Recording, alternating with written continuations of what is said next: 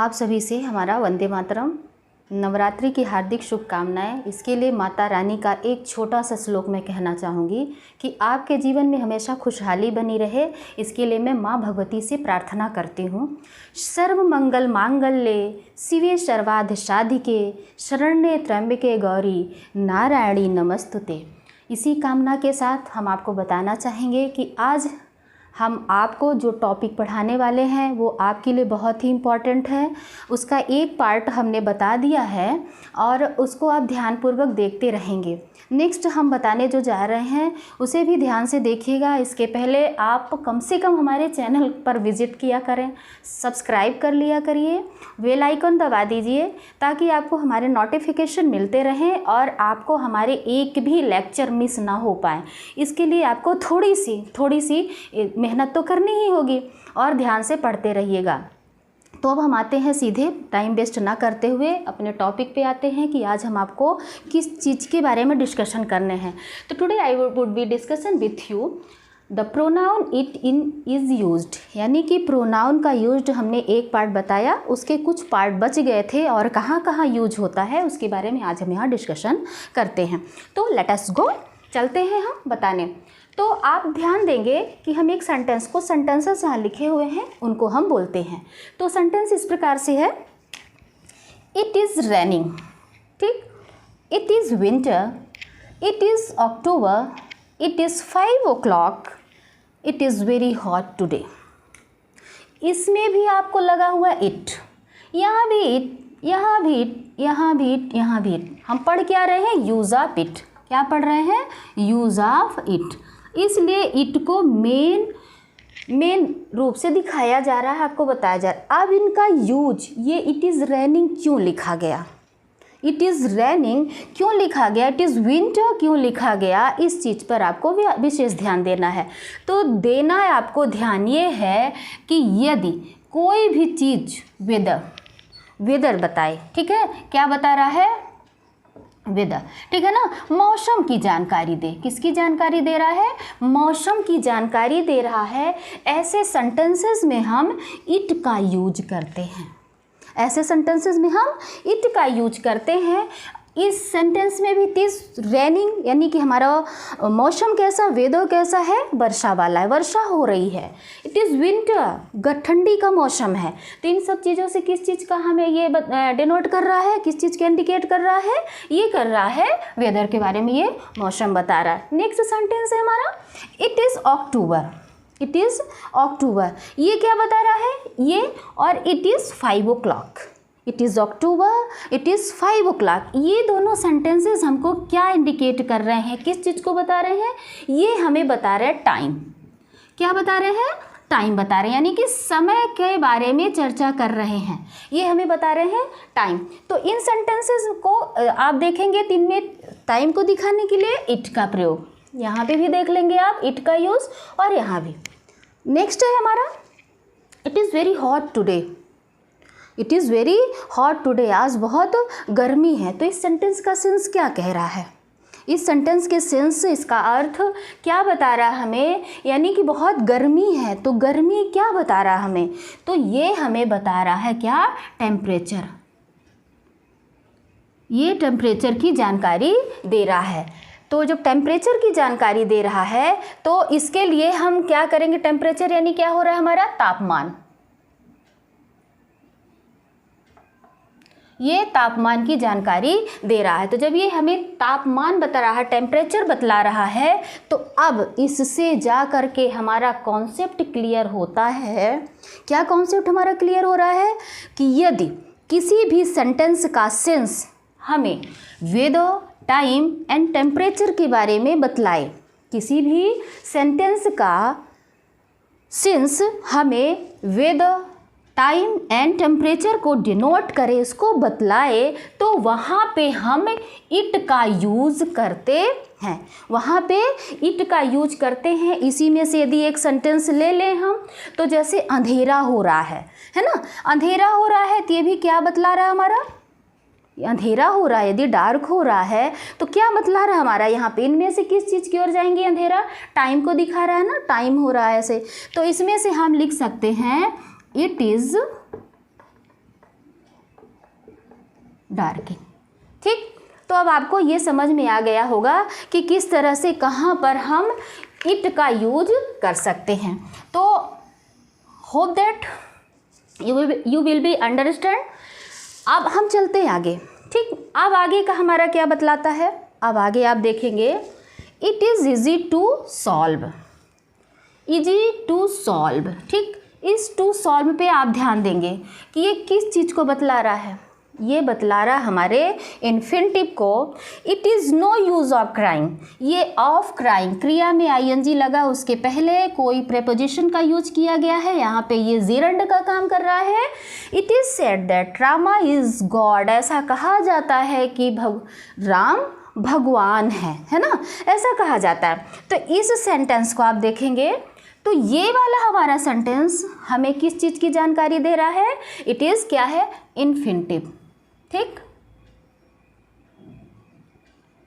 Infinitive. ये infinitive क्यों हुआ, आगे जाके इन्फिनिटिव भी बताया जाएगा आपको। डबल पार्ट्स ऑफ स्पीच की जानकारी जो दी जाएगी वो उसी के ये पार्ट होते हैं, वो आगे सारी चीज़ें बताई जाएंगी, आपको ध्यान देना है थोड़ा सा।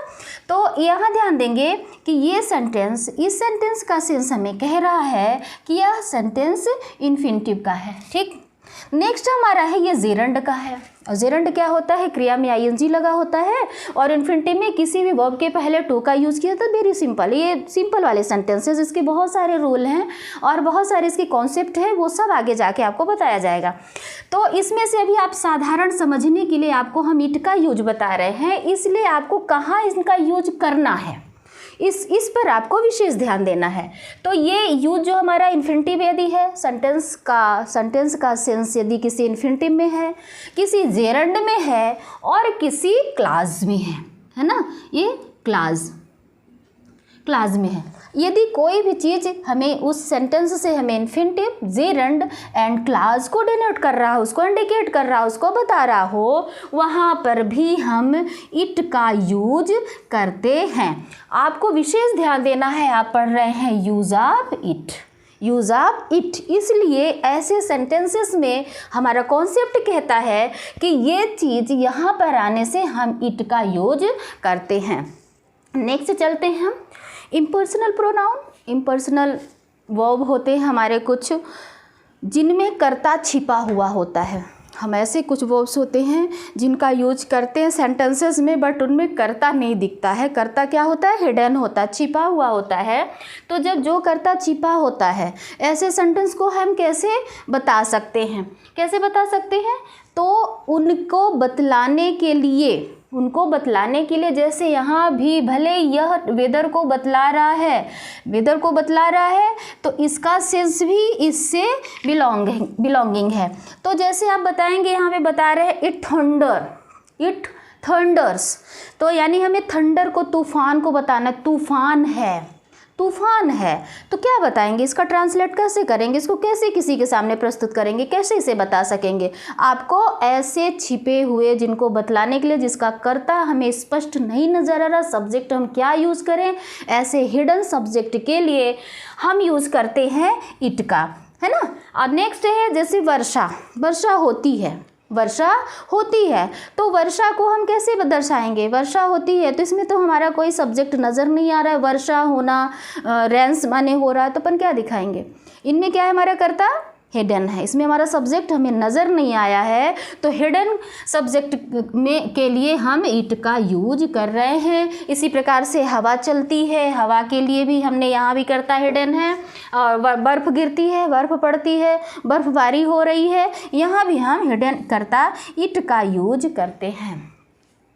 तो अब हमें ये बताने पर आपको, मुझे ऐसा लग रहा है कि आपको ये चीज़ें समझ में आ गई होंगी। इसके कुछ और कॉन्सेप्ट हैं, कुछ रूल्स और हैं जिसको हम आगे जाके बता रहे हैं, आप ध्यान से देखते रहिएगा स्टूडेंट्स। तो कुछ अब आगे हम बता रहे हैं, कुछ सेंटेंसेस ध्यान से देखेंगे। यदि पहले थोड़ा सा कॉन्सेप्ट क्लियर कर दें कि आपको यूज कहाँ करना है नेक्स्ट में। तो यदि नाउन और प्रोनाउन पर एम्फेसिस, इसका प्रभाव यानी कर्ता पर जोर डालें, हमारा कॉन्सेप्ट क्या कहता है कि ऐसा सेंटेंस जो उसके सब्जेक्ट पर एम्फेसिस करें, मतलब जोर डाले, उसको क्या करें, प्रभावी बनाए। तो ऐसे सेंटेंसेस में हम किसका यूज करते हैं, इट का। अब इनमें हमारा क्या हो सकता है, नाउन और प्रोनाउन, यानी कर्ता का काम जनरली नाउन अथवा प्रोनाउन ही करते हैं। तो इन्हीं नाउन अथवा प्रोनाउन में किसका प्रभाव होना चाहिए, उस सेंटेंस का। जब सेंटेंस का प्रभाव कर्ता पर होगा, सब्जेक्ट पर होगा, हम वहाँ पे इट का यूज करेंगे। ध्यान से देखेंगे सेंटेंस को, आप समझने का प्रयास करेंगे। It was this place where we met first, यानी कि यह स्थान है, यहाँ पे ये क्या, दिस प्लेस क्या हमें बतला रहा है, ये नाउन है ना, नाउन है। ये किस पर प्रभाव डाल रहा है, इस प्लेस पर, नाउन पर प्रभाव ये सेंटेंस डाल रहा है, ये सेंटेंस डाल रहा है उस पर प्रभाव। उसका सेंस क्या कह रहा है, वो प्रभावी बना रहा है, उसे बहुत ही प्रभावी बना रहा है। इसका प्रभाव क्या हो रहा है, इसके सेंटेंस में, यानी कि इसके नाउन पर पड़ रहा है। किस पर पड़ रहा है, नाउन पर, यानी कि यह वही प्लेस है, उस पर क्या हो रहा है हमारा, वो एम्फेटिक कर रहा है, उसको बतला रहा है ना। तो वहाँ उस नाउन पर जब ऐसे सेंटेंसेस को हमें दिखलाना होता है, वहाँ पे हम इट का यूज करते हैं। इसी प्रकार से नाउन अथवा प्रोनाउन का हमने जैसे दिया है, तो कुछ एग्जाम्पल्स और दे दिए हैं, तो ध्यान से देंगे। इट वाज आई, अब आई क्या है यहाँ पे, हाँ यहाँ पे प्रोनाउन है ना।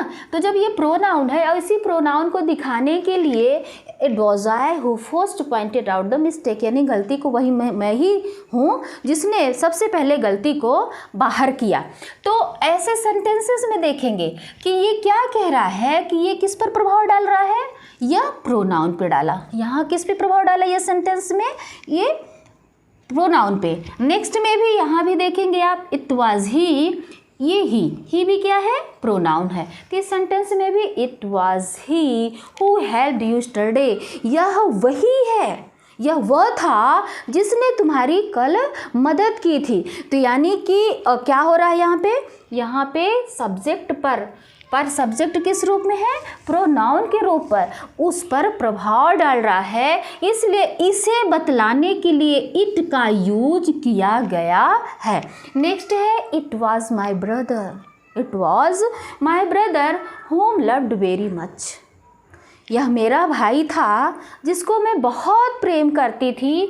तो यहाँ पे भाई के रूप में ये जो माय ब्रदर आया, इस माय ब्रदर को हम नाउन के रूप में यूज कर रहे हैं, पर वह मेरा भाई ही था जिसको मैं बहुत स्नेह, बहुत प्रेम किया करती थी। तो इन सेंटेंसेस में आपको अब समझ में आ गया होगा कि नाउन अथवा प्रोनाउन पर एम्फेसिस करने वाले, प्रभाव पहुंचाने वाले, जोर डालने वाले, बहुत ही जोर डालने वाले सेंटेंस को दर्शाने के लिए हमें इट का यूज करना पड़ता है। अब ये चीज़ आपको समझ में आ गया होगा, ठीक है। नेक्स्ट हमारा है किसी फ्रेजेस में, यदि हमारा फ्रेजेस के रूप में है तो फ्रेजेस को आप समझ लेंगे। To live with an honest man, to live with an honest man is admirable, यानी कि किसी भी ईमानदार व्यक्ति के साथ में। तो इसमें से आप इसके बहुत अर्थ और सेंस को ध्यान नहीं देना है, आपको ध्यान देना है कि यहाँ पर ये जो सेंटेंस में से ये टुकड़े के रूप में फ्रेजेस, क्लास और सेंटेंस, ये क्या होता है, आगे जाके इनके आपको डिफरेंसेस का भी कॉन्सेप्ट मैं क्लियर करूँगी, है ना। तो इसको आपको ध्यान देना है कि to live with an honest man, ये आपका फ्रेजेस का काम कर रहा है, ठीक। अब किसी भी सेंटेंस में यदि फ्रेजेस आया है, जिस तरह से हमने क्लास बताया, क्लास आए, इन्फिनिटिव आए, जीरंड आए, वहाँ भी का प्रयोग किया जाता है। इसी प्रकार से यदि किसी सेंटेंस में फ्रेजेस आ रहा है तो फ्रेजेस वाले सेंटेंस में भी हम इट का यूज करते हैं। तो इसको हम जब इट में यूज बताएंगे, अब इसी में आ गया है कि यूज ऑफ इट, है ना। आपको इस सेंटेंस को बताना है किस रूप में, इट का यूज करके।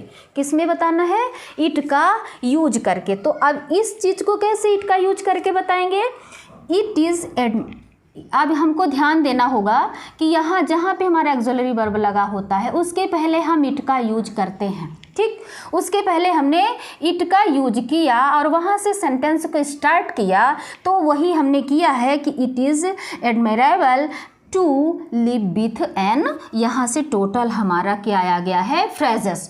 तो फ्रेजेस को सटीक और सेंस में लाने के लिए, उचितपूर्ण अर्थ बतलाने के लिए भी इट का यूज किया जाता है।